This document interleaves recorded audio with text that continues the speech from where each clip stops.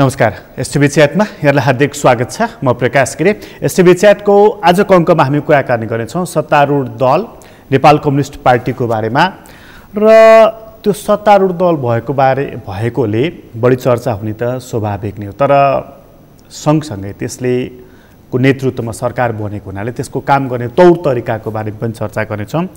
र अहिले अर्को महत्त्वपूर्ण विषय जुन ओझेलमा परिरहेको छ, चर्चा भइरहेको छैन, संसद जनताको प्रतिनिधिहरूको थलो हो। त्यो जब आवाजहरू उठाउनु पर्ने विषय हुन्छ, जनतामा पीर मर्काहरू हुन्छन्, उनीहरूको कुरा उठाएर सम्बोधन गर्नुपर्ने बेला हुन्छ, तर त्यो संसद अहिले यत्तिकै स्थगित अवस्थामा रहेको छ। त्यो संसद कहिले खोलाउने अथवा त्यसको आवश्यकता छैन।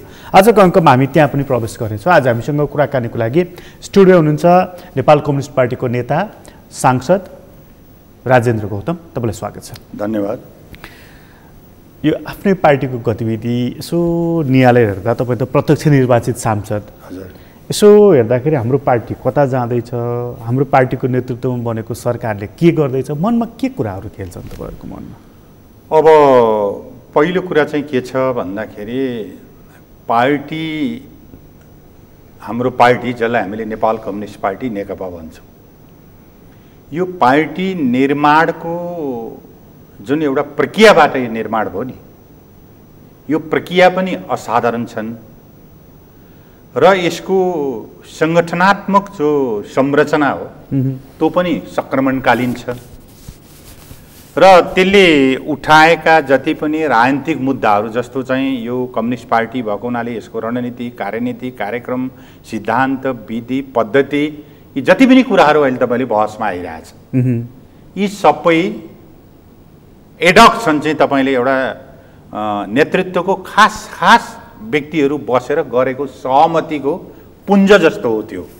त्यसलाई हामीले एउटा कुनै फर्मल पार्टीको फर्मल एउटा महाधिवेशनमा लगेर त्यसबाट पास गरेर पार्टीको चाहिँ एउटा विचारलाई कन्सोलिडेट फर्ममा चाहिँ त्यसलाई चाहिँ यो पार्टीको हाम्रो चाहिँ विचार हो, यसले 5 वर्ष काम गर्छ, हाम्रो चाहिँ कार्यक्रम यो हो, नीति यो हो, सिद्धान्त यो हो, बाटो यो हो, नेतृत्व यो हो भन्ने खालको एउटा परिस्थिति नआएको सन्दर्भमा मैले बडा सचेतनतापूर्वक के भन्दैछु भने, नआएको सन्दर्भमा यो खालको सङ्क्रमणकालीन व्यवस्थापन हुँदाखेरि अब तपाईँले भने जस्तो सामान्य तहबाट हेर्दा यो के भइरहेछ, एउटा विरक्ति जस्तो हुनसक्छ, तर हामीले सचेतनतापूर्वक हेर्दाखेरि चाहिँ मैले भन्दैछु कि बहस केमा केन्द्रित भइरहेछ? बहस त तपाईँले सत्तामा केन्द्रित भइरहेछ, त्यो पार्टीको सत्तामा केन्द्रित भइरहेछ, अर्को केन्द्रीय सत्तामा चाहिँ केन्द्रित भइरहेछ।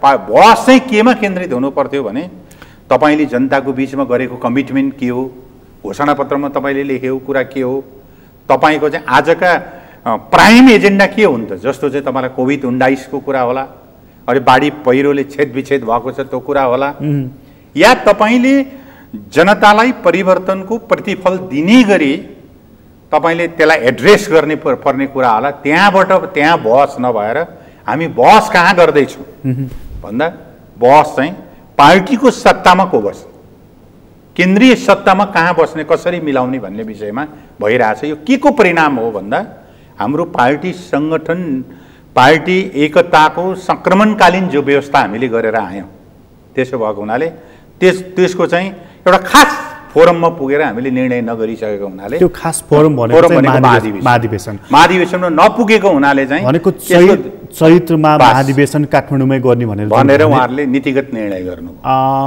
औपचारिक रूपमा पार्टीको फोरम मार्फत तपाईँहरूलाई यो जानकारी छैन? होइन, त्यो फोरममा पार्टीले संस्थागत ढङ्गले त्यो केन्द्रीय कमिटीबाटै निर्णय गरिदियो हामीले, दोस्रो केन्द्रीय कमिटीको बैठकबाट। अहिले त्यसलाई चाहिँ उहाँहरूले भनेपछि अरू थप पुष्टि गर्दै स्थायी कमिटीबाट निर्णय भयो। केन्द्रीय कमिटीले गरिसकेपछि हजुर फेरि सचिवालय, स्थायी कमिटीले फेरि त्यही निर्णयहरू दोहोऱ्याइराख्नुपर्छ। उहाँले चाहिँ वर्किङ क्यालेन्डर ल्याउनु पर्थ्यो। अहिले तपाईँले भनेको कुरा म अलिकति अगाडि के छु भन्दाखेरि केन्द्रीय कमिटीले चैतको 25 देखि 30 गतेसम्म पार्टीको महाधिवेशन गर्ने भन्ने नीतिगत फैसला गरेपछि त्यो महाधिवेशन गर्नका निम्ति हामीले तयार गर्नुपर्ने वर्किङ क्यालेन्डर चाहिँ स्थायी कमिटी सचिवालयले प्रस्तुत गर्नु पर्थ्यो। तर उहाँले त्यसलाई चाहिँ थप पुष्टि गर्दै आवश्यकतामाथि आवश्यकताको बोध गर्दै महाधिवेशनको जरुरी छ, किन सबै कुरा ट्रान्जिसनल भए, सङ्क्रमणकालीन व्यवस्थाबाट चल्न नसकिने भयो भनेपछि जस्तो चाहिँ अब महाधिवेशनमा जाउँ भन्ने कुरा एटलिस्ट नेतृत्व त्यसमा सहमत भयो। यो पनि एउटा खुसीको कुरा छ। तर तपाईँको अघिकै पोइन्ट मलाई अझ रोचक लाग्यो कि केन्द्रीय कमिटीले नि यो डिसिजन गरिसकेपछि नेतृत्व त त्यहीँ छ नि त। एक्ज्याक्टली। यसपछि त स्थायी कमिटीले हामी चैत्रमा महाधिवेशन गर्छौँ र चैतभन्दा अगाडि हामीले गर्नुपर्ने काम प्रतिनिधिको कुरा, पार्टी एकताको बाँकी कार्यभारहरूको कुरा, विधिको कुरा, नीतिको कुरा टुङ्गो लाउँछौँ यसरी भनेर आउनु पर्थ्यो नि, होइन? बल्ल नेतृत्व पङ्क्तिलाई के महसुस भएछ भने कि चैतमा महाधिवेशन गर्छौँ भनेर अनुभूत भयो। अब कार्यतालिका केन्द्रीय कमिटीले तय गरिदिन्छ कि सचिवालय स्थायी कमिटी पोलिट ब्युरो? एउटा उहाँहरूले अस्तिको स्थायी समितिको बैठकबाट भन्नु के भयो भन्दाखेरि हामी चाहिँ सचिवालयको बैठक मार्फत त्यसको वर्किङ क्यालेन्डर, त्यसको दस्तावेज मस्यौदा समितिको कुरा होला, दस्तावेज लेख्नु पर्यो, नीतिको कुरा छ, तपाईँले भने जस्तै सिद्धान्तको कुरा छ, त्यो पनि के अरे भने ट्रान्जिसनल छ। तत्कालीन नेकपा एमाले बोकेको जनताको बहुदलीय जनवाद पनि तपाईँले स्थगन गर्नुभएको छ। तत्कालीन नेकपा माओवादी केन्द्रले बोकेको चाहिँ 21औं शताब्दीको जनवाद र माओवाद पनि तपाईँले स्थगन गरेर ट्रान्जिसन एउटा सम्झौता के गर्नुभयो भने जनताको जनवाद मार्फत समाजवादमा जाने। त्यो भने के हो? कुनै एउटा व्यक्ति विशेषको लहरमा, यता नेता विशेषको लहरमा चाहिँ त्यसको कुनै निष्कर्ष, त्यसको सैद्धान्तिक प्रस्तावना के हो, के को जजमेन्ट टेकेर हामीले त्यो निर्णय गरेका हौँ। यस्ता विषयहरू हामीले महाधिवेशनको फोरममा जानुपर्छ। आज उहाँहरूले त्यो आत्मसात गर्नु मलाई धेरै खुसी लागेको छ र उहाँले सचिवालयको तर्फबाट यसको वर्किङ क्यालेन्डर सहित केन्द्रीय कमिटीको बैठक आह्वान गर्नुभएको छ। यसपछि चाहिँ महाधिवेशन चैत्रमा हुन्छ भन्ने कुरामा चाहिँ तपाईँ विश्वास चाहिँ कति? होइन, मलाई एउटा कुरा मात्रै हो अविश्वास हुने। त्यो अविश्वास भनेको के हो भने अहिले नेसनल चाहिँ जुन वातावरण छ नि यो महामारीको, कोभिडको, अब यसले नै देशका प्रमुख राजनीतिक दलहरू, यहाँ नेकपाको मात्रै नगर्नु, नेपाली कङ्ग्रेस पनि प्रमुख प्रतिपक्षी दल पनि महाधिवेशनमा गइरहेछ। त्यसो भएको हुनाले यो कोभिड-19 को परिस्थिति के बन्छ त्यो कसैको काबुमा छैन। त्यसै हुनाले यो चाहिँ महामारी कसैको काबुमा नभएको तपाईँहरूको भन्दा 1 महिना पहिला नेपाली कङ्ग्रेसको महाधिवेशनको मिति तोकिएको छ र नेताहरू कङ्ग्रेसको के भन्न थाल्नु भएको छ भने फागुनमा चाहिँ नि सम्भव छैन, हामीले त जेठतिर सार्नु पर्ने छ भनेर उहाँहरू भन्न थाल्नु भएको छ। भनेपछि तपाईँहरूको पनि 1 महिनापछि भयो हुनाले सर्ने चाहिँ सम्भावना तपाईँहरूको पनि देखियो। यो कसैको बहसमा छैन सिचुएसन भन्ने कुरा। यो सिचुएसनले जे चाहिँ हामीलाई निर्देश गर्छ त्यही अनुसार हिँड्नुपर्छ। मलाई एक बडा रोचक लाग्यो तपाईँसँगको कुरा, बडा महत्त्वपूर्ण कुरा गरिराख्नु भएको छ, मलाई एकदम रुचि लागिरहेको छ तपाईँको कुरामा। चैतमा महाधिवेशन गर्नुपर्ने छ, पोलिट ब्युरो त भन्दै बनेको छैन, अब सायद मेरो विचारमा अब महाधिवेशन पछि मात्रै भन्ला, योभन्दा अगाडि नभन्ला। केन्द्रीय कमिटीको बैठक बस्नु भनेको महाभारतै जित्नु बराबरको छ। स्थायी कमिटी बेला बखतमा बसेको छ। अब यो बेलामा यदि चैतमै महाधिवेशन गर्ने हो भनेदेखि नेताहरू तपाईँले भनिहाल्नुभयो कार्यतालिका आउँथ्यो होला, त्यसअनुसारको चाहिँ कमिटीहरू बन्थ्यो होला, यसरी जाउँ है भनेर तल्लो कमिटीहरू मर्ज गर्ने आदि इत्यादि कामहरू हुन्थ्यो होला। तर त्यसो नगरिकन पार्टीको सङ्गठन विभागको प्रमुख, पार्टीको उपाध्यक्ष वामदेव गौतमलाई राष्ट्रिय सभामा लैजाने काम भएको छ। यदि साँच्चै महाधिवेशन गर्ने भइरह्यो त त्यतातर्फ ध्यान जान्थ्यो होला नि त, वामदेव गौतमकै पनि जान्थ्यो होला, अरू नेताहरूको पनि जान्थ्यो होला। राष्ट्रिय सभातर्फ ध्यान जानु भने यो विषय चाहिँ अलिक परेकै चाहिँ यतातिरको चाहिँ ध्यान दिउँ भन्ने कुराले नै काम गरेको जस्तो देखिँदैन? मैले हेर्दा चाहिँ त्यसलाई दुईटा आयामबाट हेर्छु। एउटा चाहिँ राष्ट्रिय महाधिवेशन एउटा अमुक व्यक्तिको मात्रै जिम्मेदारी होइन। नेतृत्व जसलाई तपाईँले नेकपाभित्र एउटा कोर अफ लिडरसिप भन्नुहुन्छ नि, 9 जनाको सचिवालय हो, त्यसको मेजर जिम्मेवारी त्यसको हुन्छ। यो एउटा प्रसङ्ग हो, त्यसको छुट्टै। तर त्यो सङ्गठन विभागको प्रमुख त फेरि म त्यसैमा आउँदैछु। त्यसै हुनाले अर्कोतिर तपाईँले हेर्नुहुन्छ भने मैले चाहिँ एजे वामदेव गौतमलाई एउटा व्यक्तिको रूपमा हेर्दा हाम्रो पार्टीको एउटा मोस्ट सिनियर नेता हो। मैले भन्दा उहाँको पार्टीको लगानी, योगदान, निरन्तरता जुन खालको छ, उहाँ त मैले अहिलेसम्म बुझिरहेको के हो भने उहाँ त एउटा प्रोजेक्टेड प्रधानमन्त्रीको एउटा प्रोजेक्टेड क्यान्डिडेट हो। उहाँ त एउटा पार्टीको प्रोजेक्टेड अध्यक्ष हुन सक्ने हैसियत भएको मान्छे हो। त्यसो भएको हुनाले मैले त व्यक्तिगत रूपमा मैले के भनेको थिएँ भन्दाखेरि अहिले जुन प्रक्रियाबाट पार्टीको सचिवालय र स्थायी समितिले उहाँलाई राष्ट्रिय सभामा लाने भनेर हिजो सरकारले त्यसलाई चाहिँ सिफारिस गरिसकेको सन्दर्भ छ। अब यसलाई धेरै बहस गर्नुपर्ने आवश्यकता मैले देख्दिनँ। तर हाम्रो संवैधानिक व्यवस्थालाई समेत ख्याल गर्ने हो भने हामीले आगामी दिनमा यो राष्ट्रमा हामीले कस्तो खालको कल्चर, तपाईले व्यवस्थाहरू मात्रै परिवर्तन गरेर हुन्छ? व्यवस्था त तपाईले धेरै परिवर्तन गर्नुभयो, तर तपाईको आचरण, तपाईका विधि, तपाईका पद्धतिहरू, तपाईको दैनिकी, तपाईले गर्ने काम, तपाईको आचार विधि तपाईले नबदलेसम्म व्यवस्था बदलिएर मात्रै त्यसलाई तपाईले एउटा तपाईले भनेको डेस्टिनेसनमा पुर्याउन सक्नु। व्यवस्था त हामीले 5 पटक परिवर्तन गरिसक्यौँ। त्यसै हुनाले मैले यसमा तपाईले त्यसैको सन्दर्भमा के आउँछु भने एउटा चाहिँ यो राष्ट्रिय सभाको प्रसङ्ग गरिँदा मैले दुई तीनवटा कुरा तपाईलाई भन्नै पर्छ यत्रो फोरममा कि संविधानको धारा 86 मा राष्ट्रिय सभाको व्यवस्था गरेको छ र 87 ले के भन्छ भन्दाखेरि त्यसमा कहाँबाट प्रतिनिधित्व हुन्छन् भन्ने एउटा व्यवस्था छ। र यो चाहिँ फेरि यस्तो एउटा संवेदनशील कि राष्ट्रिय सभाको यो 3 जना सदस्यहरूको सिफारिस गर्ने कुरा चाहिँ नेपाल सरकार मन्त्री परिषदको बैठकबाट सिफारिस गरेपछि 3 जना व्यक्ति सम्माननीय राष्ट्रपतिबाट जाने एउटा व्यवस्था छ। अहिले एउटा खाली हो, वामदेवको प्रसङ्ग त्यहाँ आएको छ। तर संविधानको धारा 87 ले चाहिँ के भन्छ भन्दाखेरि यो लाभको पद पनि हो। त्यसै मैले एउटा भेरी इम्पोर्टेन्ट कुरा गर्दैछु कि कुनै पनि व्यक्ति एकै पटक 2 सदनको सदस्य हुन सक्ने छैन। यसलाई पनि ध्यान आकर्षण गरिरहेको छु मैले भन्दाखेरि एउटा संविधान सभाको एउटा प्रतिनिधि सभाको एउटा कार्यकालभित्र एउटा व्यक्ति प्रतिनिधि सभामा पनि चुनाव उठो, अब भोट पुगेन, पराजित हुनु पर्यो, बेग्लै कुरा हो। त्यो के कारण होला त पार्टीले खोज्नु पर्यो। हिजो मैले केही वरिष्ठ नेताहरूको कुरा सुने, त पार्टीले खोज्नु पर्यो नि त के कारणले हो त्यो भन्ने कुरा।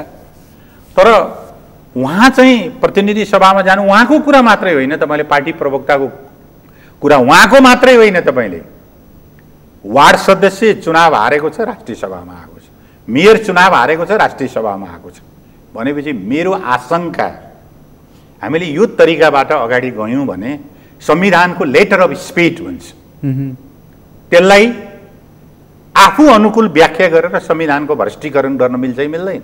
भ्रष्टीकरण त भयो। भ्रष्टीकरण मिल्छ कि मिल्दैन यो मैले उठाएको प्रश्न हो मेरो नेतृत्वसँग। त्यसो हुनाले सैद्धान्तिक रूपमा म चाहिँ यस्तो खालको विधिसँग सहमत हुन सकिनँ। तर पार्टीको एउटा एजै कार्यकर्ता भएको, त्यसको जिम्मेवार कार्यकर्ता भएको हुनाले पार्टी निर्णयलाई शिरोधार्य गरेर हिँड्ने चाहिँ मेरो एउटा बाध्यता या चाहिँ पार्टी मान्ने भएको हुनाले निर्णय मान्ने कुरा एक ठाउँमा छ।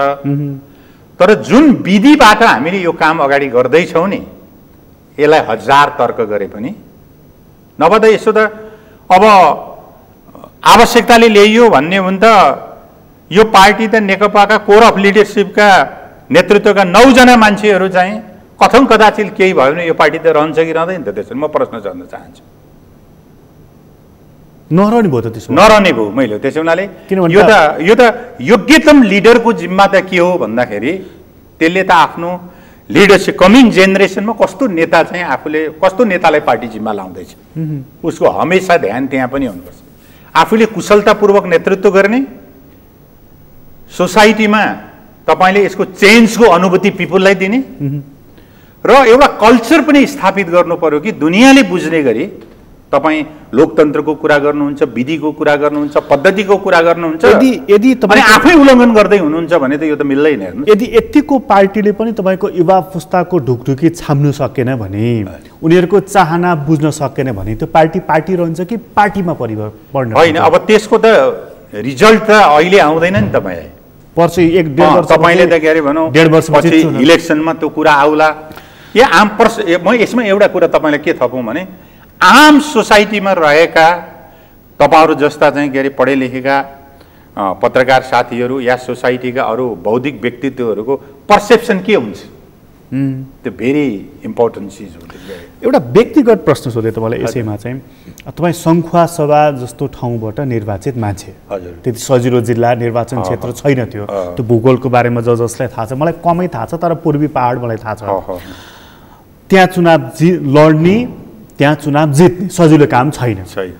अहिले यसो लाग्दैन कि अरे बेकार चुनाव लडेछु, बेकार तनाव लिन्छु, पैसा पनि खर्च, सम्पत्ति पनि नष्ट, दिमाग पनि चाहिँ बढी खर्च भयो, दुनियाँलाई चाहिँ हजुरी पनि गरियो, खुरुक्क कि समानुपातिक बसेको भए कि मनोनित खाएको भए त प्रतिनिधि सभामा पनि हुन्थ्यो, राष्ट्रिय सभामा पनि हुन्थ्यो, एउटा नेता खुसी पारिदिएको भए कामै सकिने रहेछ भन्ने लागेको छैन। अब मलाई चाहिँ त्यो कोणबाट मैले हेरिनँ, किनभने त्यो प्रत्यक्ष जनताबाट निर्वाचित एमपीको जनताप्रतिको उसको दायित्व जिम्मेवारी र जनताले त्यसलाई चाहिँ अनुभूत गर्ने कुरा भिन्न छ। त्यो त्यहीँ गएपछि थाहा हुन्छ। भनेको समानुपातिकबाट आज एमपी त एमपी नै हो, संवैधानिक हिसाबले उसको स्ट्याटस त्यही नै हो, सुविधाको हिसाबले त्यही नै हो, कहीँ जान। संविधानको धारा मलाई लाग्छ ले सङ्घीय संसदको एमपी भइसकेपछि वो क्याबिनेटमा कहीँ पनि जान खुल्ला हुन्छ। तर पब्लिक प्रतिको उसको एट्याचमेन्ट भन्नु न तपाईँले, मैले अलि नेपाली शब्द ट्याकै भेटिनँ, एट्याचमेन्ट जो हो नि, पब्लिकले आफ्नो कुरा भन्ने, आफ्नो गुनासो गर्ने, आलोचना सुझाव टिप्पणी जे गरे पनि तपाईँलाई चाहिँ एउटा चेली घरबाट माइती फर्के जस्तो हुन्छ आफ्नो निर्वाचनमा जाँदाखेरि। हामीलाई सुखानुभूति त्यो समानुपातिक र मनोनितलाई त्यो हुँदैन, भिन्न त्यो मलाई त्यस्तो लाग्छ। किनभने तपाईँले पिपुलले खोज्छ उसलाई, त्यसो हुनाले यो चाहिँ मलाई लाग्दैन कि, तर सोसाइटीमा हामीले त्यो पब्लिकसँग हाम्रो कमिटमेन्ट छ नि त। यो पार्टी भनेको चाहिँ के हो जस्तो तपाईँको नजरमा? पार्टी भनेको के? पार्टी भनेको त अब इन्ट्रेस्ट मिल्नेहरू, एउटा खास इन्ट्रेस्ट मिल्नेहरूको, विचार मिल्नेहरूको एउटा समूह हो, त्यो पार्टी हो। विचार मिल्नेहरूको मिल्नेहरूको त्यो विचार चाहिँ नेतृत्व पङ्क्तिमा मात्रै मिलेर पुग्छ कि खास नेताहरूको मात्रै मिल्छ कि जनतासँग जोडिनुपर्छ? त्यो त जनतासँग नजोडी खास नेतासँग मिल्ने भनेको त्यो भागभण्डा हो, मैले बुझ्या भागभण्डा हो त्यो। त विचार चाहिँ के छ भने हाम्रा जस्ता पार्टीहरू भनौँ न, खास गरिकन नेकपा नेपाली कङ्ग्रेस जस्ता पार्टीहरूको विचारको उत्पत्ति, विचारमा डिस्कसन, विचारमा बहस गराउने, त्यसको अगुवाई र नेतृत्व त नेतृत्वले गर्ला या वैचारिक सोच भएको, चेतना भएको, उपल्लो चेतना भएको मान्छेले गर्ला। तर त्यो विचारले जनतालाई एड्रेस गर्छ कि गर्दैन, क्याडरलाई एड्रेस गर्छ कि गर्दैन, नेसनलाई एड्रेस गर्छ कि गर्दैन भने त त्यो तपाईँलाई एउटा थेसिस भयो नि त, एउटा दराजमा थन्काएर राख्ने थेसिस, त्यसको के अर्थ छ? तपाईँले केही अर्थ छैन। तपाईँले बोकेको विचारले, तपाईँले बनाएको कार्यक्रमले सोसाइटीमा चेन्ज गर्छ, पिपुललाई तपाईँले एड्रेस गर्छ र हमेसा तपाईँको मुख चाहिँ जनतातर्फ फर्किनु पर्यो। मैले यसमा अलिकति एउटा मेरो नेतालाई एक लाइनमा के सम्झिन्छु तपाईँको भन्दाखेरि कि हाम्रो तत्कालीन महासचिव जननेता मदन भण्डारीले के भन्नुभएको छ भने जीवनको रङ हरियो हुन्छ, सिद्धान्तको रङ खैरो हुन्छ। जीवनको रङ हरियो हुन्छ भनेको के भने तपाईँले जनताको खुसियालीले जनतालाई चेन्ज गर्ने गरी तपाईँका सिद्धान्तहरू, तपाईँका कार्यक्रमहरू आएनन्। जनताको जीवनलाई एट्याच गर्न तपाईँले सक्नु भएन, छोइने एड्रेस गर्न सक्नु भएन भने तपाईँको अर्थ छैन। यदि जनताको तपाईँले लिएको सिद्धान्त, तपाईँले गरेको राजनीतिले जनताको मुहारमा मुस्कान ल्याउन सकेन भने त्यसको अर्थ छैन। वामदेव गौतमलाई राष्ट्रिय सभामा लैजाँदाखेरि जनताको मुहारमा के मुस्कान आउला र? त्यो त मैले त अघि त्यसमा सैद्धान्तिक रूपमा नै आफ्नो कुरा राखिसकेँ नि। दुईटा कुरा, एउटा चाहिँ जुन विधि प्रक्रियाबाट हामीले त्यहाँ गइरहेका छौँ, जाने जो ढोका खोलेका छ। अब मलाई डर त के लाग्छ भने अबको तपाईँले 1-1.5 वर्षपछि 17-18 जना राष्ट्रिय सभामा खाली हुँदैछ। अब सचिवालयका सदस्यज्यूहरू त सकिनुभयो। अब स्थायी समितिका साथीहरू कति निर्वाचन हार्नु भएको छ र केन्द्रीय कमिटीका साथीहरू कति निर्वाचन हार्नु भएको छ। अब सबैका त ढोका त खोलो त, श्रेणीहरू सजिलो श्रेणी। त्यसले पब्लिकसँग कुनै कमिटमेन्ट गरेर तल त जानु परेन त। नेतृत्वको वरिपरि चक्कर लगाउने अनि त्यो खालको एउटा सिँढी चढेर माथि जाने खालको एउटा प्रक्रिया भने पार्टी चाहिँ नेतृत्वबाट चाहिँ के अरे भनौँ डिट्याच भयो भने, पिपुलबाट डिट्याच भयो भने के हुन्छ? पार्टी हुन्छ त्यो त, भत्केको पार्टी। त्यसो भएको हुनाले मैले भनेको के छ भने, त्यसको मैले एउटा कुरा तपाईँलाई के थप्छु भने, यो लोकतन्त्रमा पार्टीहरू जनता आधारित हुनुपर्छ, जनताका एजेन्डा बोक्नुपर्छ, जनताप्रति फर्किएको हुनुपर्छ, जनताप्रतिको दायित्व बोक्न सक्ने हैसियत क्षमता राख्नुपर्छ। त्यो एजेन्डाले नै गर्ने हो। फेरि यहाँनिर चाहिँ व्यक्तिको पनि भूमिका हुन्छ। जस्तो अघि तपाईँ भन्नुभयो वामदेव गौतम चाहिँ प्रधानमन्त्री हुने क्षमता पनि भएको, बस पार्टीको नेतृत्व गर्न सक्ने क्षमता पनि भएको मान्छे, राष्ट्रिय सभामै लोभ किन गर्नु पर्यो? व्यक्तिको पनि त कुरा हो नि। होइन, मैले त भनिसकेँ नि त उहाँको सन्दर्भमा। उहाँप्रति मैले अपेक्षा गरेको मेरो के थियो भने, उहाँ त कुनै निर्वाचन क्षेत्रबाट लड्नु होला, प्रधानमन्त्रीको चाहिँ उहाँले दाबी गर्नु होला, महाधिवेशनबाट अध्यक्षको दाबी गर्नु होला भन्ने मेरो बुझाइ थियो। मेरो बुझाइ त हुनसक्छ नि त। तर अब 2 वर्ष पछाडि चाहिँ अब आज गएको राष्ट्रिय सभाको मान्य सदस्य 6 वर्षको उसको कार्यकाल हुन्छ, संवैधानिक व्यवस्था त्यो छ। अब 2 वर्षपछि इलेक्सन आउँदैछ, अनि त्यस पछाडि के भन्ने हाम्रो नेताहरूले? वामदेवजीको मात्रै होइन, नारायण काजीजीले के भन्ने त? तपाईँ सबैलाई जोड्नुहोस् न। अब म फेरि 2 वर्षपछि चाहिँ होइन मलाई त यता हेरिहालेँ, म त जनतासँग जानु पर्यो चुनाव लड्न भनेर भन्नु भने जनताले के भन्छ? त्यति बेला 2 वर्षपछि राजीनामा दिने राष्ट्रिय सभाबाट होइन, जनताले के भन्छ? जनताको पर्सेप्सन के हुन्छ? यो धेरै नै सोचनीय कुरा छ। तात्कालिक रूपमा उहाँ जानु हो, मेरो शुभकामना छ।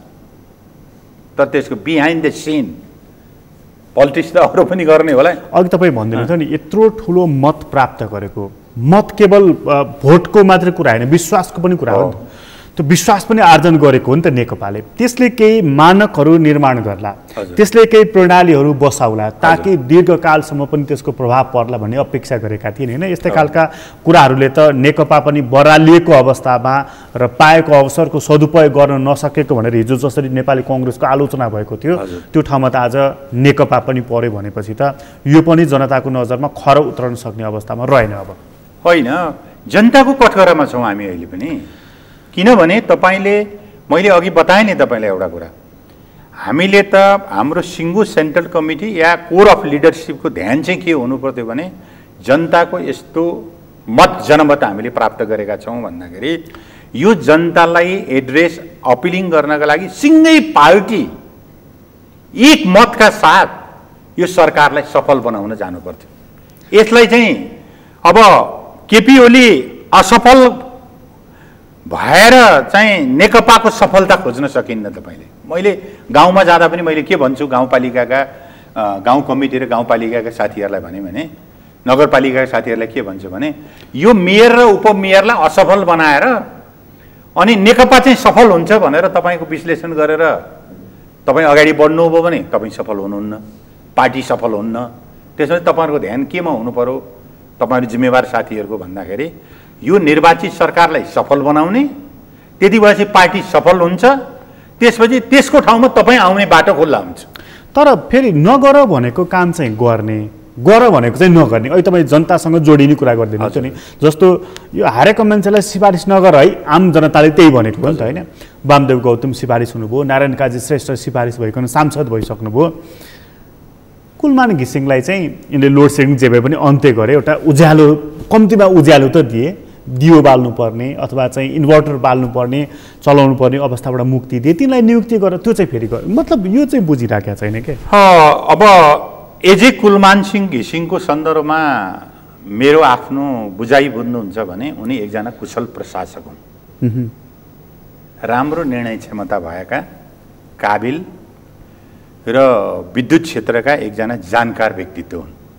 मैले चाहिँ यसमा 2टा धारणा राखेको थिएँ अगाडि पनि। मलाई एउटा चाहिँ अब कुलमान सिंह घिसिङको चाहिँ विद्युत प्राधिकरणमा उनले गर्नुपर्ने काम, त्यसलाई एउटा ट्र्याकमा ल्याउन, अनुशासनमा ल्याउन चाहिँ उनको त्यहाँ जिम्मेवारी आवश्यक छ कि छैन, त्यसको वस्तुनिष्ठ समीक्षा हुनु पर्यो।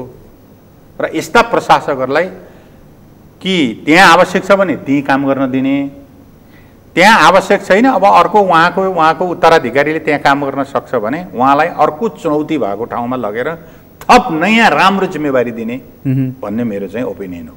दुनियाँका सन्दर्भमा यही नै हो।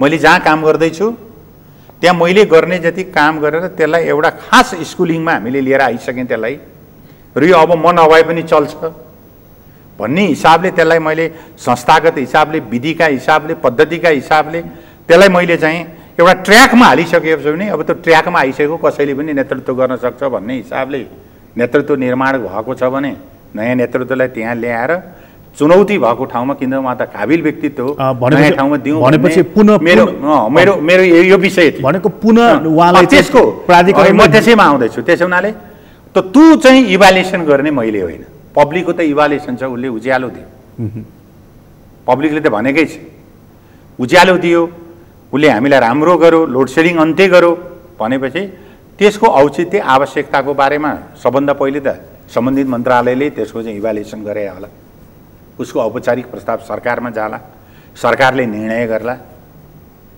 या कि अर्को कुरा खुल्ला के भन्न सक्नु पर्यो भने तपाईँलाई म अर्को एउटा ओपिनियन के राख्छु भन्दाखेरि आगामी दिनदेखि कुनै पनि सङ्घ संस्थाहरूमा मान्छेहरू नियुक्ति गर्दा अब हामी कुनै पनि गोजीबाट मान्छेहरू झिकेर गर्ने छैनौँ, खुल्ला प्रतिस्पर्धाबाट जो आउँछन्, जसले मेरिट लिस्टमा निक्लिन्छन् तिनै नै हाम्रा संस्थाहरूको नेतृत्वकर्ता हुन् भनेर कि यो पारदर्शिता हामीले लागू गर्छौँ भनेर भन्न सक्नु पर्यो कि सरकारले।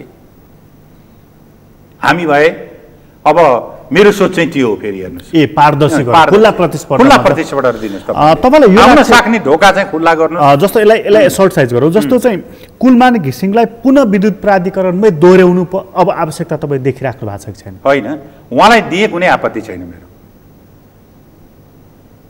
मेरो चाहिँ कुनै आपत्ति छैन, तर यो लैजाने काम चाहिँ ऊर्जा मन्त्रालय। हिजो प्रवक्ता नेकपाकै प्रवक्ता नारायण काजी श्रेष्ठले ट्विट गरेर देख्दै थिएँ, उहाँ पुनः नियुक्ति हुने कुरामा म विश्वस्त छु भनेर उहाँ लेखिराख्नु भएको थियो। प्रवक्ताले बोल्यो भने त पार्टीकै धारणा भयो, उहाँहरूले त्यसरी बोल्न मिल्दैन।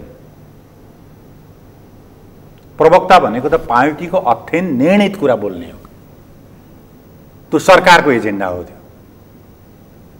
त्यो त ऊर्जा मन्त्री वर्षमान पुनले बोल्न सक्नुहुन्थ्यो, ऊर्जा मन्त्रालयले बोल्न सक्थ्यो, बोल्ने पनि होइन गर्नु पर्थ्यो। मतलब त्यो जस्टिफिकेसन हुनु पर्यो, उहाँलाई ल्याउने पनि यस कारणले ल्याउने हो। पार्टीको प्रवक्ताले त्यसरी अलिकति लाक्षणिक अर्थ लाग्ने गरी त्यो बोल्नु नै अब चाहिँ आखिरी गयो नि त। त्यसो भने कसको कारणले आएन त भन्दा चाहिँ कि त आइदर ऊर्जा मन्त्रीको कारणले आएन भन्ने गयो, बाहिर प्रस्तावै गएन भन्ने भयो। खबर चाहिँ बाहिर के आयो कि ऊर्जा मन्त्रालयबाट प्रस्ताव गयो, प्रधानमन्त्रीले मान्नु भएन भन्ने। प्रस्ताव सार्वजनिक गरे भइगयो नि त, एक्लै अर्कालाई किन चाहिँ उ गर्ने, प्रशासनिक मेरो यो हो भनेर बोले भइगयो नि त, कसले गरेर चाहिँ हामी थाहा पाउँछौँ नि। तर मेरो आपत्ति छैन, तर मेरो मान्यता चाहिँ तपाईँलाई त्यो तपाईँको मान्यता भनिहाल्नु, मतलब यहाँ कुलमान घिसिङको नाममा पनि राजनीति भइराखेको छ, त्यो गर्नु नै दुर्भाग्य हो। जसरी हिजो एमसिसीको बारेमा अथवा पार्टीकै अन्य विषयमा जसरी चाहिँ बहस विवाद भएको थियो, यो पनि एउटा विवादको विषय बन्यो त्यसपछि। होइन, सोसाइटीको एउटा अभिमत सार्वजनिक भइसकेपछि त्यसको पनि त केही मूल्य त हुन्छ नि, त्यो मूल्यलाई चाहिँ के अरे भनौँ एड्रेस गर्ने हो भने यसकारण एड्रेस गरिन्छ। पब्लिकलाई चाहिँ एउटा कुरा के हो भने कुलमान घिसिङको ठाउँमा अर्को कोही मान्छे आयो भने अथवा विद्युत प्राधिकरणमा कुलमान घिसिङ रहेन भने फेरि अँध्यारोमा बस्नुपर्ने हो कि त्यो डर चाहिँ पब्लिकमा रहेछ। एक्ज्याक्टली त्यो छ, त्यो डर रहेछ। अतोदेखि त आश्वस्त गर्न सक्नु पर्यो मन्त्रालय कि म चाहिँ यो हुने छैन, हामी यो विधिबाट गर्छौँ, विधि त भन्न सक्नु पर्यो नि। यो प्रश्न पार्ने काम चाहिँ सिङ्गो क्याबिनेटको हो कि ऊर्जा मन्त्रालय? होइन, प्रस्ताव उसले उठाउने भएको हुनाले आफ्नो मार्फतको त रेस्पोन्सिबिलिटी लिनुपर्छ नि त कसैले। क्याबिनेटतिर थन्काइदिएर प्रधानमन्त्रीलाई अहिले त्यही त भइरहेछ, सबले प्रधानमन्त्रीलाई देखाइदिने, त्यहाँ गयो खोइ हुँदैन। यहाँ पनि चाहिँ यहाँ पनि पूर्व खेमाहरूको लडाइँ यहाँ पनि देखिराखेको छ। अब त्यसको औचित्य समाप्त भइसक्यो, किनभने हिजो नारायण काजी श्रेष्ठको त्यो भनाइ आयो, लगत्तै उहाँलाई काउन्टर दिएर सूर्य थापाजीको अर्को भनाइ आयो। मतलब पूर्व एमाले पूर्व माओवादी भन्ने प्रष्ट द्वैधा अझै बाँकी छ। होइन, यो त बाँकी रहला कि पछिसम्म बाँकी रहला केही छैन। तर म के भन्छु भने सैद्धान्तिक, राजनैतिक, कार्यक्रमिक, नीतिगत प्रश्नहरूले अब पूर्व समूहहरू भन्ने समाप्त भइसके। त्यो ह्याङओभर कसैलाई हुन्छ नि, सँगै बसेपछि मेरो साथी हो भने जस्तै त्यो होला। त त्यसको औचित्य, त्यसको व्याख्या त्यसको छाता उड्ने कामको कुनै अर्थ राख्दैन। अब त्यो समाप्त भइसक्यो, त्यो छैन अब छैन। यो वामदेव गौतमलाई सिफारिस गर्ने कुरा, कुलमान घिसिङलाई सिफारिस गर्ने कुरा हुँदा तपाईँ रहेको संस्था संसदको अधिवेशन अन्त्य गर्ने कुरामा पनि पूर्ववाला खेमाहरूले काम गर्यो भन्छन् नि। अब संसद अधिवेशनको कुराको सन्दर्भ चाहिँ के हो भने सरकारले बिजनेस छैन भनेपछि तत्कालीन समयको तपाईँले कुरा गर्नुभयो होला। विधेयक त 20-22 थन्केर बसेको थियो फेरि। अब त्यो पनि त एउटा प्रोसिडियरबाट छलफल गरेर आउँछ के अरे विधेयक भनेको मतलब चाहिँ त्यहाँ पूर्व एमाले र पूर्व माओवादी भन्ने कुराको शिकार चाहिँ संसद पनि बन्यो भन्ने कुरा चाहिँ तपाईँ होइन। अब त्यो लाक्षणिक विभिन्न ढङ्गले मान्छेहरूले अर्थ लाउन सक्छन्, तर मैले त पूर्व समूहहरूको औचित्य समाप्त भयो भन्ने लाग्छ। किनभने यो पार्टीको निर्माणको प्रक्रियाबाट यसको हिस्ट्रीलाई हेर्नुभयो भने विभिन्न पूर्व समूहहरू मिल्दै आएको हो। तर अस्तिको स्थायी कमिटीको बैठक अन्त्य हुने बेलासम्म पनि पूर्वहरूको प्रतिस्पर्धा यस्तो जोड जुलुमको थियो कि त्यहाँ भयङ्कर थियो नि, झन्डै पार्टी फुट्यो भन्ने अवस्थामा थियो। होइन, तपाईँले थाई कमिटीको निर्णय त्यसपछिका इन्टरनल बहसहरू हेर्नुभयो नि त, पूर्व समूह त रहेन नि त त्यहाँ, एक्लै अर्काको। समस्या के हो भन्दाखेरि अविश्वास भएपछि फलानाले चाहिँ पार्टी फोर्दैछ, उसले भन्छ फलानाले फोर्दैछ। हामीले भन्यौँ कि यो पार्टी नेताहरूले फोर्दैन, मेरो विश्वास हो। किनभने यो पार्टी फोरिसकेपछि अपर्च्युनिटीहरू सबैभन्दा ठुलो गुम्छ भने नेताहरूकै गुम्छ। मैले त्यही भनेको थिएँ। यो पार्टी फुट्यो भने अरू कारणले नफुट्ने होइन, अरू कारणले होइन। तपाईँले सबभन्दा ठुलो तपाईँले आफ्नो स्वार्थ मिट नहुने भएपछि तपाईँले जामा त सैद्धान्तिक जामा त विभिन्न लाउन सक्नुहुन्छ नि, सिद्धान्तको कुरा, नीतिको कुरा, अनेक। त्यो त के दुःख दुःख छैन, जार्गनहरूको दुःख छैन। तर मैले त्यति बेला पनि मेरो साथीहरूलाई मैले के भन्थेँ पार्लियामेन्टमा भन्दाखेरि या अरू इन्फर्मल बहसमा हुँदाखेरि, तपाईँ हाम्रा लागि फुट्ने होइन नि पार्टी, नेताहरूको कारणले फुट्दैन। नेताहरूको कारणले फुट्दैन भने चाहिँ उहाँहरू एकदम आश्चर्यचकित भयो। उहाँहरूको प्रधानमन्त्री गुम्छ, उहाँको राष्ट्रपति गुम्छ, उहाँले चाहिने राम्रा राम्रा मन्त्रालयहरू गुम्छन्, त्यसैले उहाँहरूको कारण फुट्दैन। तपाईँ ढुक्क हुनुहोस्। अब अलिकति त्यो सकस चाहिँ के हो भने हामी ट्रान्जिसनल फेजमा छौँ। अर्गनाइजेसन भने कसले कहाँ बसेर काम गर्ने भन्ने कुरा सेटअप नमिलेर पनि समस्या भएको। त्यसो भए यो पार्टी फुट्ने कुरा चाहिँ अझै पनि तपाईँ अब त झन् टर्यो होइन, म त विश्वासै छैन, फुट्दैन। यो ढुक्क बडा ढुक्क हुनुहुन्छ। म त ढुक्क छु। यो रस्साकसी चाहिँ किन रहेछ? यो झन्डै 6 महिना यतातर्फ त मैले बताइसकेँ तपाईँलाई दुईटा इस्युमा। एउटा चाहिँ पार्टीको सत्ताको मूल चेयरमा बसेर कसले ड्राइभ गर्ने, सरकारको सत्ताको मूल कुर्सीमा बसेर कसले ड्राइभ गर्ने। मूल त सत्ताको मूल केन्द्र त यिनै नै हुने। यति कुराको लागि यहीँबाट त प्रारम्भ भयो त। तपाईँले अनि जार्गन त तपाईँले धेरै दिनुभयो नि। अब त्यसपछि को भन्नेको तपाईँले श्रृङ्खलाहरू देख्नु भएन, अभिव्यक्तिमा सुनिरहनु भएको छैन। त्यसो भएको हुनाले म के भन्छु भन्दाखेरि तपाईँले अब त्यो त बाटो त मदन भण्डारीले बाटो दिएर, यसको बाटो कुनै बाटो छैन अर्को। तपाईँले नेपालका कम्युनिस्टहरूलाई मदन भण्डारीले देखाइदिएको बाटोभन्दा अर्को बाटो छैन। म एकदम चुनौती दिएर च्यालेन्ज दिएर भन्न चाहन्छु। हामीले उहाँले जसरी विधिको शासनको कुरा गर्नुभयो, चाहिँ के अरे पद्धतिको कुरा गर्नुभयो, कम्युनिस्टहरू चाहिँ के अरे भनौँ पार्लियामेन्टमै आउने हो, पार्लियामेन्टमै बहुमत जनताको विश्वास जित्ने गर्ने हो, जनताबाट मत लिएर नै आउने हो, जनताको अभिमत लिएर नै शासन गर्ने हो, पार्टी कार्यकर्ताको अभिमत लिएर पार्टीको सत्ता चलाउनुपर्छ, जनताको अभिमत लिएर चाहिँ यो सत्ता चलाउनुपर्छ भन्ने कुरा त उसले डिफाइन गरिदिएको छ। तर त्यही जनताको बहुदलीय जनवाद त हामी स्वीकार्न सक्दैनौँ। त्यहाँ नाम स्वीकार गर्न नगरेर के गर्नुहुन्छ? त्यसका सबै कन्टेन्टहरू हेर्नु न।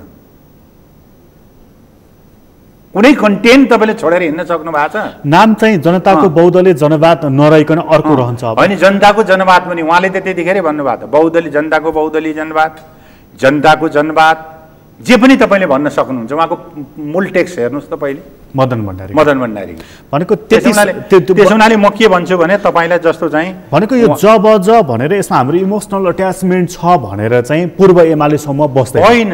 त्यो चाहिँ तपाईँले अहिलेको हाम्रो राजनीतिक कार्यदिशाभित्र रहेको त्यसको टेक्स्ट के हो भन्दाखेरि बुझ्नु पर्यो पहिले। क्या त्यो जबले उठाएको टेक्स्ट भन्दा कहाँ भिन्न छ? जस्तो चाहिँ संविधानको सर्वोच्चताको कुरा गरेको छ, विधिको शासनको कुरा गरेको छ, मानवाधिकारको कुरा गरेछ, मौलिक हकको कुरा गरेछ, शक्ति पृथकीकरणको कुरा गरेछ, बहुलतायुक्त खुल्ला समाजको कुरा गरेछ। त्यो कहाँ छ त मलाई देखाउनु पर्यो। त्योभन्दा त पछि हट्ने ठाउँ रहेन। कहाँबाट हट्छ? नाम भन्न नसक्नु अलग कुरा हो। त्यसको म त के भन्छु भन्दाखेरि त्यो त बहस होला नि त पछि। अहिले मैले पनि यसमा धेरै किन नगरौँ भन्दाखेरि अहिले बहसै नभइकन त मैले बोल्दिनँ हो भन्ने पनि उहाँलाई चित्त दुख्ला। तर म तपाईँलाई बडा कन्फिडेन्सका साथ के भन्छु भन्दाखेरि सबै अन्तर्वस्तुहरू त्यसले उठाएका मूलभूत मुद्दाहरूको जगमा नै तपाईँले नयाँ कार्यक्रम बनाउनु, किनभने संविधानले नै तपाईँले समाजवादका आधारहरू तयार गर्ने गरी हामी जान्छौँ भनेको छ। महाधिवेशनमा चाहिँ यो नीतिको कुरामा अहिले यहाँ छाडेँ मैले, नेतृत्वमा चाहिँ कतिपय मानिसहरू भन्छन् कि उधारो सम्झौता जसले गर्यो प्रधानमन्त्री केपी ओलीसँग त्यसले धोका खायो। होइन, अब नेताहरूले कहाँ के सम्झौता गर्नुभयो उहाँहरूको कुरा हो। अहिले पनि केही हिडन सम्झौताको कुरा आइरहेको छ। होइन होला उहाँहरूको, किन उहाँहरूले सार्वजनिक नगरेसम्म हामीले थाहा पाउने कुरा भएन। 2 व्यक्ति 3 व्यक्ति गरेर गएको सम्झौता। तर मलाई के भने महाधिवेशन भनेको त्यस्तो एउटा सर्वोच्च संस्था हो, त्यसले नै आफ्नो नेताको हो भन्ने कुरा छ। सहमतिको साथ गर्ने भनेको छ नि यसमा। होइन, सहमति त के अरे भनौँ महाधिवेशनको हलले सहमति गर्यो भने त अब हामीलाई के लाग्छ? त्योभन्दा अगाडि नै सहमति हो भने त्यो सबै त्यहाँ महाधिवेशनमा गइसकेपछि अहिलेका पार्टी अध्यक्षहरू र एउटा महाधिवेशनको प्रतिनिधिको इक्वल हुन्छ। त्यो महाधिवेशनको हलले चाहिँ सहमतिको साथ नेतृत्वमा खास गरी अध्यक्ष चाहिँ प्रचण्डलाई बनाउने भनेर अहिले कुनै सहमति छ? मलाई लाग्दैन। अब नेताहरूको बिचमा कहीँ त्यस्तो छ भने उहाँहरूले भन्नु होला। नेताहरूको भन्न सकिन्न जस्तो लाग्छ मलाई। नेताहरूको बिचमा हामी जुन खालको प्रिन्सिपल, जुन खालको सिद्धान्त, जुन खालको विधिको अभ्यास गर्दै आएका छौँ नि, अहिले तँलाई अमुक अमुक पद यो हो, त्यसमा हामीले सम्झौता गरेर जाउँ र हामी मिलेर खाउँ भन्ने कुरा महाधिवेशनको रङ्गमञ्चमा नगइकन कसैले गरेका छ भने त्यो दुर्भाग्यपूर्ण हुन्छ। किनभने महाधिवेशन नै सर्वोच्च संस्था हो। यो एकताको महाधिवेशन भएको हुनाले र त्यो एकताको स्पिरिटलाई कायम राख्न एकताको महाधिवेशन त तपाईँले भनेको छ नि, हामीले 60-40 को एकता गरेर आएको हो। त्यो स्पिड नमार्ने, 71-29 को जनमत छ, त्यो स्पिड नमार्ने। तपाईँले भन्नु नि पूर्व समूहहरूको अलि पनि दङदङै होला भन्ने तपाईँले भनिरहनु भएको छ नि, भन्दा त आखिरी फ्याक्ट चाहिँ के हो त? फ्याक्ट त त्यही हो नि त। भनेपछि एकताको महाधिवेशन यस कारण कि एकताको हाम्रो जो स्पिड हो त्यो स्पिडलाई चाहिँ तलमाथि हुन दिने छैन। हलले नै अब हामी एकल अध्यक्षमा जाउँ, एकल अध्यक्ष फलानलाई बनाएर जाउँ भनेर हलले नै म्यान्डेट दियो भने हल नै सार्वभौम छ, सर्वोच्च छ, उसैले गर्ने भयो। त्यो त कुरा टुङ्गिहाल्यो। होइन भने तपाईँले चाहिँ हाम्रो नेतृत्वको बिचमा यो सहमति गऱ्यौँ हामीले, तपाईँहरू के भन्नुहुन्छ भनेर छलफलमा त लान पाउँछ, छलफलमा त जाने हो नि त। तर हलले पास गर्न भनेको त्यो डिक्टेटलाई, उहाँले दिएको डिक्टेटलाई हलले पास गर्न बाध्य छैन। त्यो खतरा देखिराख्नु भएको छ कि छैन तपाईँले? बहस हुन्छ, खुल्ला हामीले चाहिँ नेतृत्वको बिचमा यो सहमति गरेका छौँ। म एउटा कुरा बडा फ्री एन्ड फ्र्याङ्क के भन्छु भने नेतृत्व भनेको अमुक व्यक्ति हो। नेतृत्व भनेको त विचारको कुरा आउँछ, कार्यक्रमको कुरा आउँछ। हामीले के भन्यौँ भन्दाखेरि समाजवादका आधारहरू तयार गर्ने कार्यक्रम के हो त? कसले लिएर आउँछ त्यो कार्यक्रम? नेतृत्व त त्यहाँ लुकेको छ। उसले बोकेको सिद्धान्तको जग के हो? के सैद्धान्तिक प्रस्तावनामा ग्राउन्डमा उभिएर आउँछ? नेतृत्व त त्यहाँ छ त्यसको पर्दाभित्र। भनेको मतलब चाहिँ यस्ता नीति, यस्ता विचार, यस्ता चाहिँ सृजनात्मक कुराहरू कुनै युवा पुस्ताबाट लिएर आयो कसैले पनि ल्याउन सक्छ। त्यो व्यक्ति पनि नेतृत्व हुन सक्छ, दाबी गर्न सक्छ। भनेको पहिले नै एउटा पुरानो धारणा बनाएर फलानु चाहिँ अध्यक्ष हुन्छ भनेर महाधिवेशन अहिले चाहिँ के अरे लाछाप गर्न सकिन्न। तपाईँको के छ भने विचार सहितको, नीति सहितको, विधि सहितको, कार्यक्रम सहितको। त्यसो हुनाले म के भन्छु भने लन्ठ्याङ लुन्ठुङ पारेर हामी चाहिँ यति वर्षदेखि चाहिँ के अरे गर्दै आएको हौँ भन्ने हिसाबले यो नेकपाको यत्रो 8 लाख पार्टी सदस्यहरूका रिप्रेजेन्टहरू त्यहाँ आउने ठाउँ हो। त्यसो भएको हुनाले पुनः केपी ओली नै अध्यक्ष हुने चाहिँ सम्भावना कति देख्नुहुन्छ तपाईँ? त्यो मैले अघि भने नि त, त्यही हो आधार छ। अब उहाँले के गर्नुहुन्छ त उहाँको कुरा हो। तर अहिले सरकार सञ्चालनको सन्दर्भमा त उहाँ आलोचित भइरहेको उहाँको भनाइ के छ भने सरकार सञ्चालनको कुरा त अर्को ठाउँमा छ, उहाँले गरेका राम्रा कामहरूको फेरिस पनि छ, त्यतातिर हामीले के अरे बहस गरेका छैनौँ। तर उहाँले गरेका केही त्यस्ता नराम्रा कामहरूले कमजोरीहरू पनि भएको छन्, त्यसले पार्टीलाई ड्यामेज गरेको र सरकारलाई पनि ड्यामेज गरेको कुरा पनि आइरहेका छन्। होइन, त्यो त बहस भइरहेछ। तपाईँले हामीले पार्टी स्थायी कमिटी पछि दोस्रो केन्द्रीय कमिटीको बैठकमा पनि हामीले छलफल गऱ्यौँ।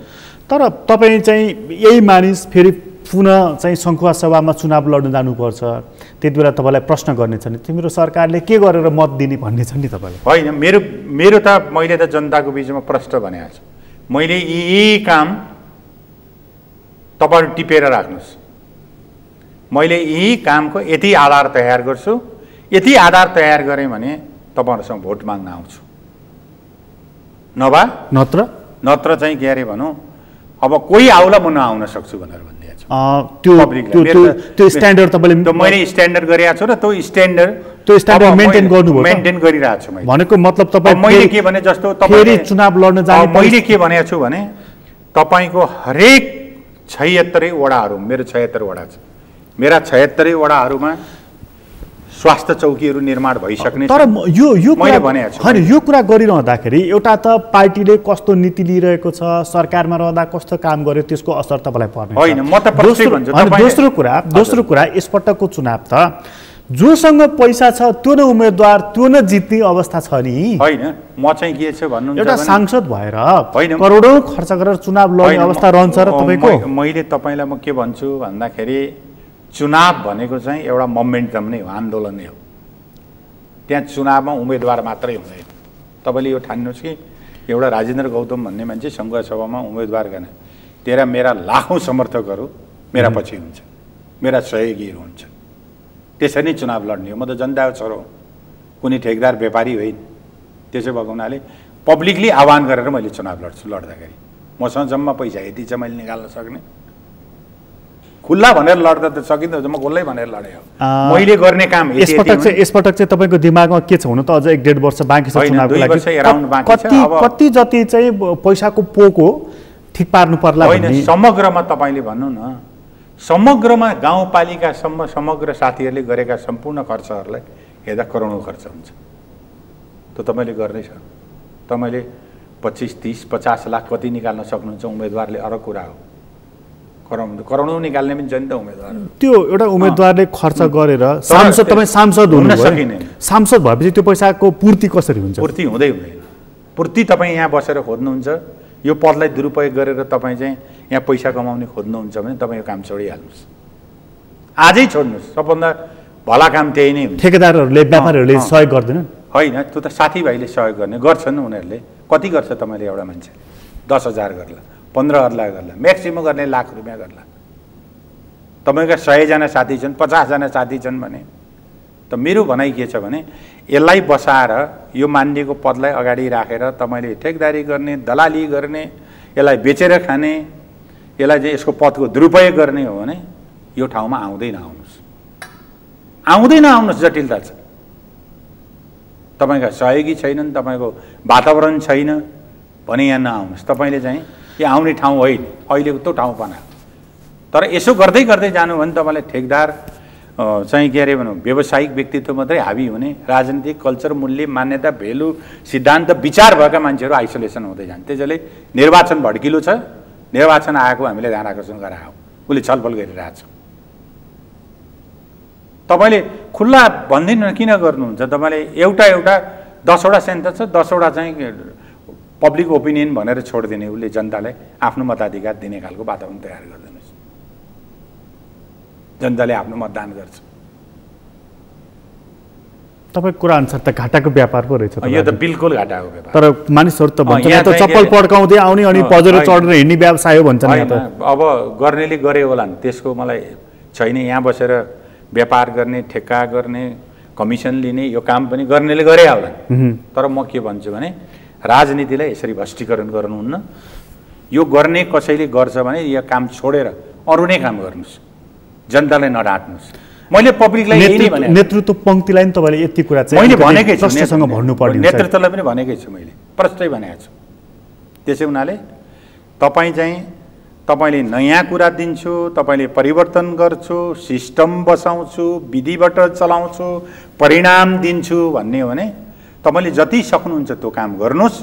गर्न सक्नु भएन भने मैले यी काम चाहिँ गर्न सकिनँ भने जनतालाई खोल्ला भन्नुहोस्। प्रधानमन्त्रीले त्यो भन्ने बेला भएको भएन अहिले? भन्नुपर्छ। अब उहाँले पनि भन्नुपर्छ, म भन्छु भने सबैले भन्नुपर्छ। प्रधानमन्त्रीको बारेमा नि थुप्रै प्रश्नहरू उठेको हुनाले मैले सकिनँ। मेरो प्रधानमन्त्री प्रतिको मेरो चाहिँ प्रधानमन्त्री जुन ग्राउन्डमा उहाँ प्रधानमन्त्री भएर आउनुभयो, वास्तवमा प्रधानमन्त्रीलाई मैले अघि भने नि सिङ्गो पार्टीले चाहिँ उहाँलाई सर्लक्क गऱ्यो। प्रधानमन्त्री काम गर्दैछ, प्रधानमन्त्रीले निकालेका परिणामहरू, गरेका राम्रा कामहरू पनि हामीले संस्थागत ढङ्गले बोकिरहेका छैनौँ। त्यो अभ्यास भइरहेको। उहाँ स्वयं 2 घण्टा 2.5 घण्टा बोलिराख्नु भएको छ नि, अरू किन बोलिदिराख्नु पर्यो? होइन, बोल्न त कतिले कति बोल्छ, त्यो उसको आफ्नो अभ्यास होला, तरिका होला। तर प्रधानमन्त्रीले गरेका राम्रा कामहरूको पनि त एउटा सूची छ। तर नराम्रा कामहरूले किचिराखेको छ, के छ नि त त्यस्तै? त्यसैले कि यसको कुरा के बुझ्नु पर्यो भन्दाखेरि प्रधानमन्त्री संलग्न भएको दल पनि एक ढिक्का भएर त्यो विषयवस्तुलाई पोखिरहेको छैन भन्ने कुरा देखिन्छ। प्रधानमन्त्री स्वयंले चाहिँ अब मैले 3 वर्ष करिब चाहिँ शासन गरेँ, अब यति हो, मबाट योभन्दा बढी आश नगर्नुहोस्, भइहाल्यो, अब अर्को कोही साथी आउनुहोस् भने हुँदैन? अब तपाईँले के कुरा बुझ्नु पर्यो भने अहिले चाहिँ यो प्रधानमन्त्रीको विकल्पमा हामी अर्को ठाउँमा जाने साथ विकल्प चाहिँ के हो त? कार्यक्रम सहित आउनु पर्यो, नीति सहित आउनु। पार्टीभित्रैबाट अर्को विकल्प ल्याउँदा भइगयो। त्यो गर्नुहुन्न। हामीले भनेकै यही हो। तपाईँले उहाँलाई भनेको के हो भने उहाँको नाममा हामी निर्वाचित दलको नाममा निर्वाचित भयो, प्रधानमन्त्री उहाँलाई सारेर आयो, प्रधानमन्त्री उहाँलाई बनाइयो भने 5 वर्षसम्म उहाँलाई काम दिने त्यो पार्टीले निर्णय नै गरेछ। भनेको उहाँले जस्तोसुकै काम गर्नु? जस्तोसुकै होइन, जस्तोसुकै भन्नै मिल्दैन। उहाँले जस्तोसुकै काम गर्नु भने त उहाँलाई चेक एन्ड ब्यालेन्स गर्ने कोर अफ लिडरसिप छ नि त, गर्नु पर्यो नि त। त्यसले त्यो त सम्झौतामा टिकिराखेको छ नि त। त्यो कोर अफ लिडरसिप भनेको के हो? मुखदर्शक भनेर राखेको त होइन हामीले। त्यसैले त्यहाँ चाहिँ के कुराहरू त्रुटि भयो त? त्रुटिको चाहिँ श्रृङ्खला उसले खोजेर सच्याउनु भनेर भन्नु पर्यो। त्यो चाहिँ उनीहरूले यो स्टेबिलिटी, स्थिरता, स्थायित्व, शान्तिका लागि पनि एउटा प्रधानमन्त्री निर्वाचित भएर आएपछि फुलफेज उसको नेतृत्व चाहिँ एउटा कार्यकालसम्म गर्नु पर्यो। उहाँले प्रष्टै भनेको छ त, महाधिवेशनमा निर्वाचित हुन्छ अध्यक्ष, हटाउनुहुन्छ नि अर्को महाधिवेशनमा जाउँ।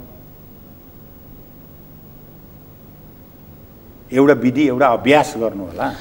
त्योभन्दा अगाडि चाहिँ मिल्दैन। वामदेव गौतम राष्ट्रिय सभामा गइसकेपछि ठुलै गडबड हुन्छ भनेर हल्ला खल्ला। होइन, गडबड हुन्छ भन्नेको मतलब पनि अब उहाँ त मैले अघि नै बताइसकेँ, उहाँ अलि तडक भडक गर्ने मान्छे पनि त हो नि। तडक भडकको पनि के अर्थ छ र? अहिले अब पार्टीको नेतृत्वमा अरू नै छन्, उहाँ पनि उहाँको पोजिसनमा अलिक तल छ। वामदेवजीका सन्दर्भमा मैले अघि नै बडा भलिभाँति कुरा बताइसकेँ उहाँलाई। त्यसमै केही तलबितल हुनेवाला छैन, केही तलबितल। पार्टी पनि फुट्नेवाला छैन, पार्टी त फुट्दैन। पार्टी मैले सरकार पनि ढल्ने देखिँदैन। सरकार ढल्नुपर्ने आवश्यकता कसरी ढल्छ सरकार? र प्रधानमन्त्री केपी ओलीकै नेतृत्वमा चुनाव हुनेछ। चुनाव हुन्छ, उहाँले नै नेतृत्व गर्नुहुन्छ 5 वर्षसम्म। तपाईँलाई धेरै धन्यवाद। धन्यवाद छ तपाईँ। आदरणीय दर्शक, तपाईँलाई पनि धन्यवाद। आज हामीले कुराकानी गऱ्यौँ नेपाल कम्युनिस्ट पार्टीका नेता सांसद राजेन्द्र गौतमसँग। उहाँसँगको कुराकानीहरूलाई यति नै। एसबी च्याटबाट म प्रकाश गिरीलाई बिदा दिनुहोस्। सगरमाथा टेलिभिजन हेर्दै गर्नुहोला। नमस्कार।